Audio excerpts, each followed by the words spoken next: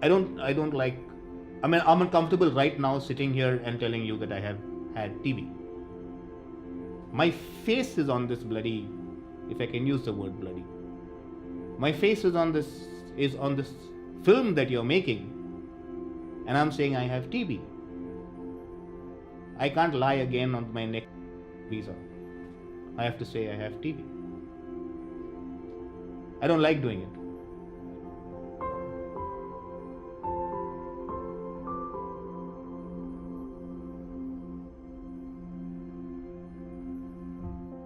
The first time I had TB, I was pretty young, uh, living with my parents, and in fact, it was quite strange because on the same day that I was diagnosed with TB, my dad was diagnosed with cancer, and I remember that night very clearly.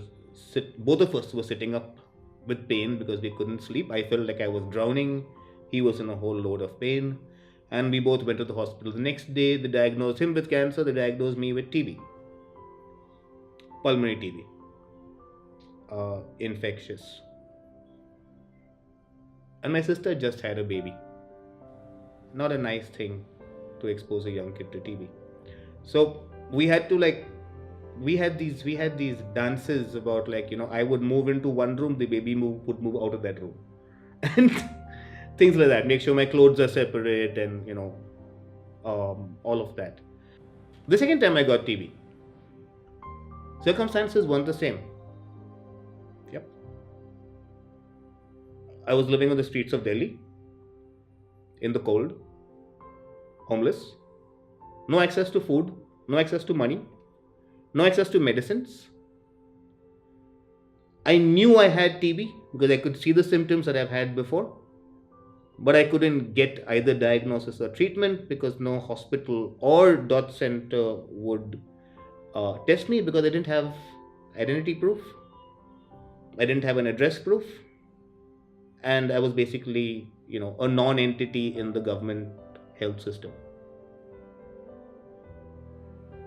It took me close to 9 months before I managed to get diagnosed and treatment for that.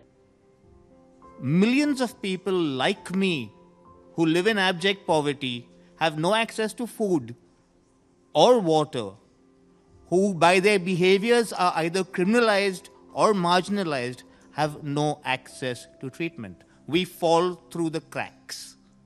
And it was really impressive to see Dean that, in spite of being challenged by so many things in his life, he was able to go forward, really share his knowledge, share his lessons, but also push all of us to really think of what we do, why we do, and to really speak up.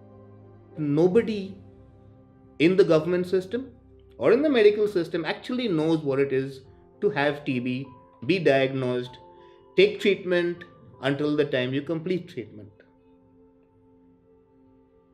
They don't know the problems that people face. They don't know the human rights violations that people go through. But everybody wants to control TB.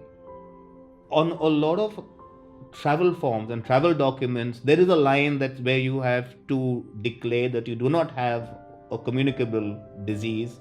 And a lot of countries, very specifically on their visa form, ask about TB. So a lot of people don't want to say that they have had TB when they're signing for visas. They'll just tick mark and say, I've done that, yeah, that I didn't have TB.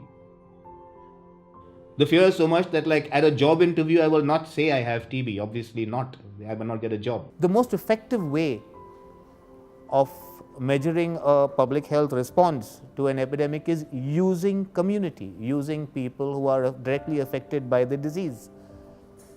The Global Fund and other national funding mechanisms and service providers need to use community as watchdogs, but not just watchdogs that produce reports, but watchdogs that actually have an effect on the efficacy of service provision.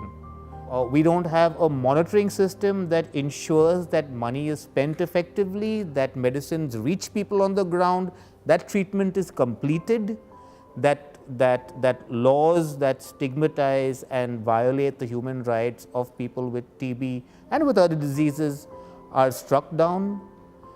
However, we do have a lot of systems in place to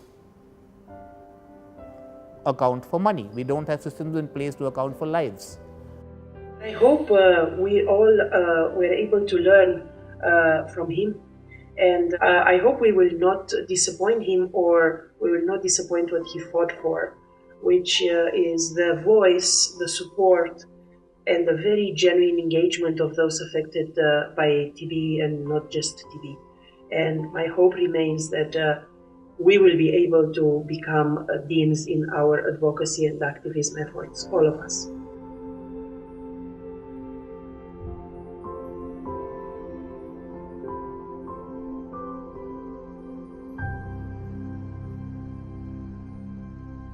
We should have beer. We should have beer.